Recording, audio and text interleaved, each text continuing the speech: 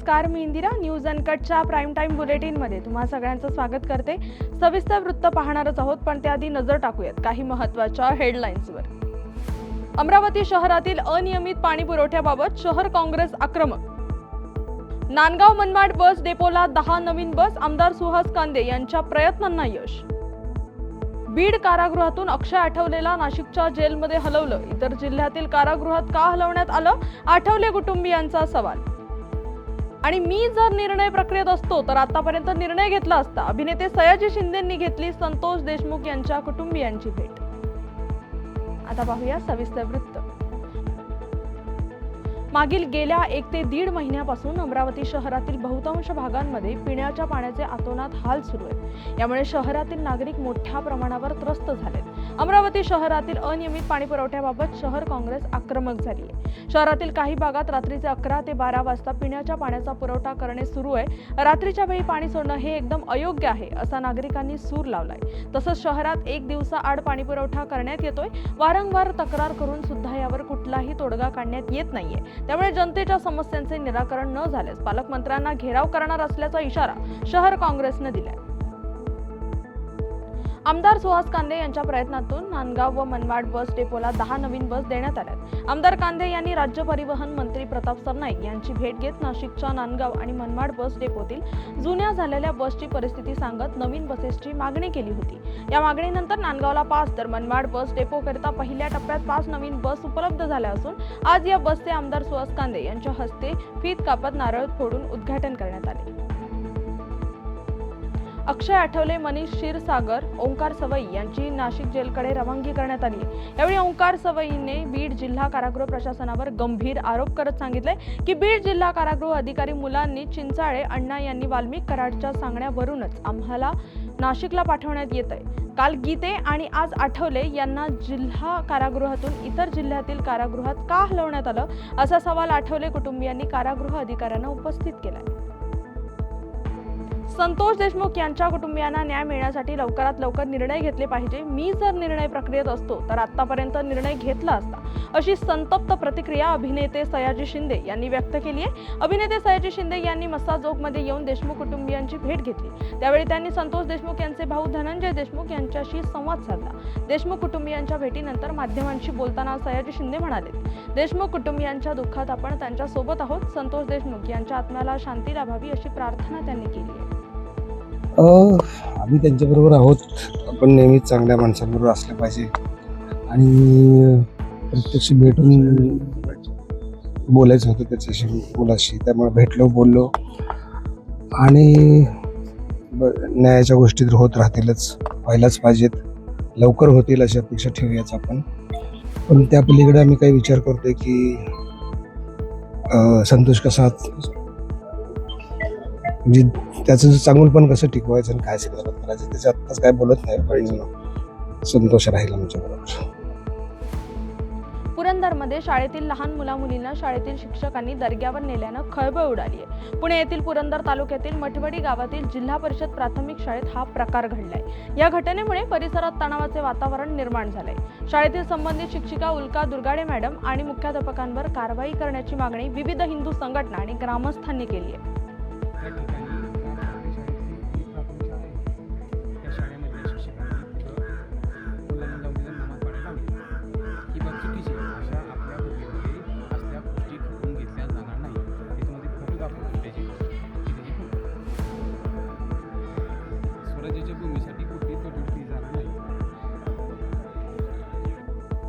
बेलसर मधील दर्ग्याचा उरूस असल्यानं विद्यार्थ्यांना धार्मिक स्थळाची ओळख व्हावी या हेतूनं आम्ही दर्ग्याला भेट दिली, असा आरोप झालेला शिक्षिका उल्का दुर्गाडे यांनी सांगितलंय. दर्ग्याच्या येथे सर्व धर्म समभावावर आधारित रील्स आम्ही शूट केली. त्यातून सर्व धर्म समभावाचा संदेश आम्ही दिला. कुणाच्याही धार्मिक भावना दुखावण्याचा उद्देश नव्हता, असं उल्का दुर्गाडे यांनी सांगितलंय.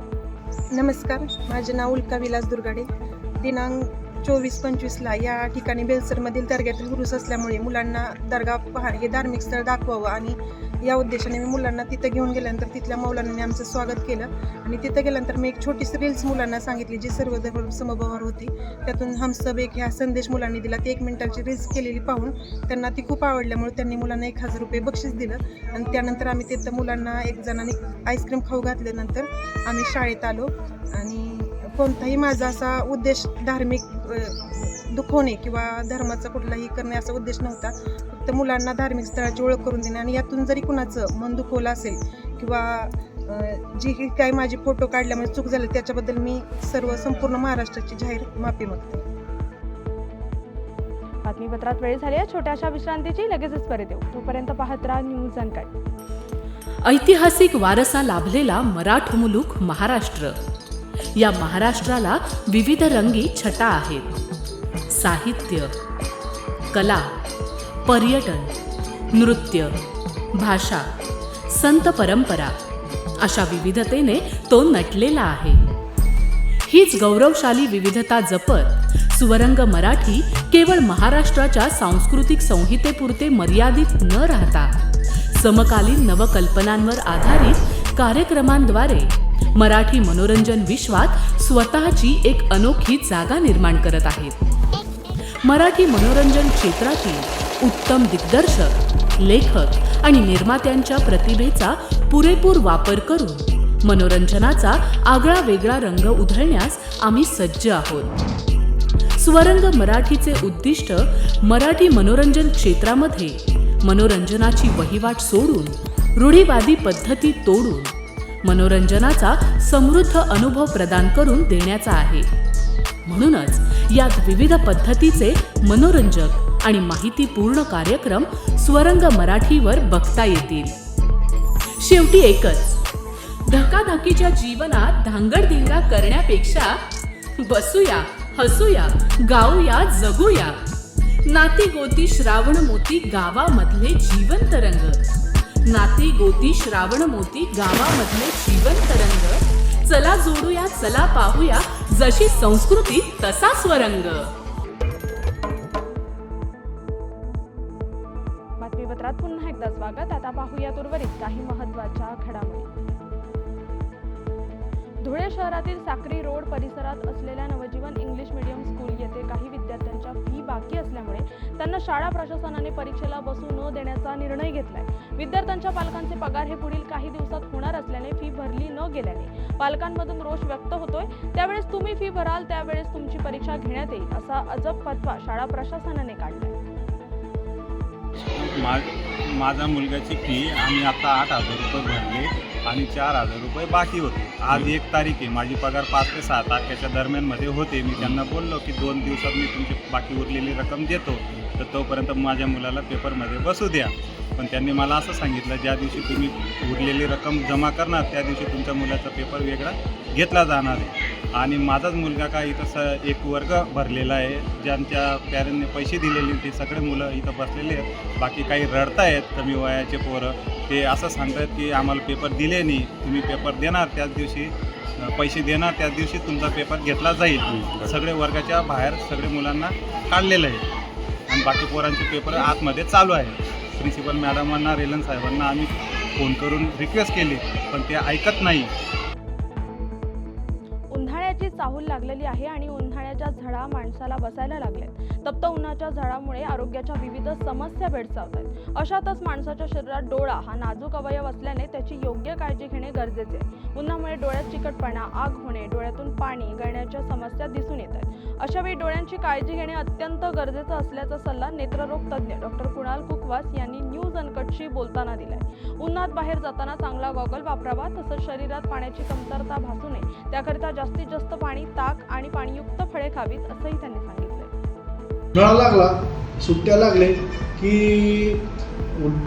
एन्व्हायरमेंटमधली उष्णता फार वाढत असते. त्याच्यामुळे ते डोळ्यात ड्रायनेस अशी येते आणि डस्टमुळे डोळ्याला एलर्जी उद्भवते.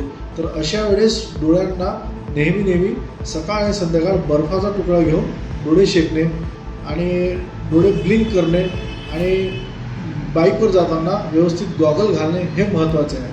उन्हाळ्यात जास्तीत जास्त बॉडी हायड्रेशन राहील म्हणजे जास्तीत जास्त आपण पाणी पिऊ, जास्तीत जास्त आपण ताक पिऊ, जास्तीत जास्त आपण उन्हाळ्यात लागणारी फळं, समजा वॉटरमेलन झालं, मस्कमेलन झालं, यांचं सेवन जास्तीत जास्त केल्यावर बॉडी हायड्रेशन राहते आणि अशा वेळेस जेवढी बॉडी आपली हायड्रेट राहील तेवढं मोतीबिंदू हा प्रकारसुद्धा आपल्याला उन्हाळ्यात सामोर ढकलता येतो किंवा तो हळूहळू वाढतो मोतीबिंदू. तर त्याच्यामुळे ते उन्हाळ्यामध्ये यांच्यामुळे प्रोटेक्शन भेटतं. आता यवतमाळच्या दारव्हा शहरात भर दिवसा पडलेल्या दरोड्या प्रकरणी आरोपींना जेरबंद करणारे पोलीस पथक आणि ग्रामस्थांना रोख रकमेचे बक्षीस देऊन सन्मान करण्यात आलाय.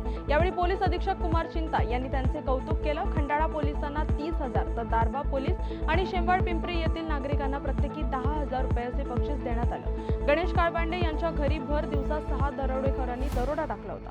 त्यांनी 45 लाख रुपये लुटले होते. नांदेडच्या दिशेने निघालेल्या या दरोडेखोरांना पोलीस आणि ग्रामस्थांनी पकडले होते. बातमीपत्रात वेळ झाली आहे छोट्याशा विश्रांतीची. लगेचच परत येऊ. तोपर्यंत पाहत राहा न्यूज अनकट. ऐतिहासिक वारसा लाभलेला मराठ मुलूक महाराष्ट्र.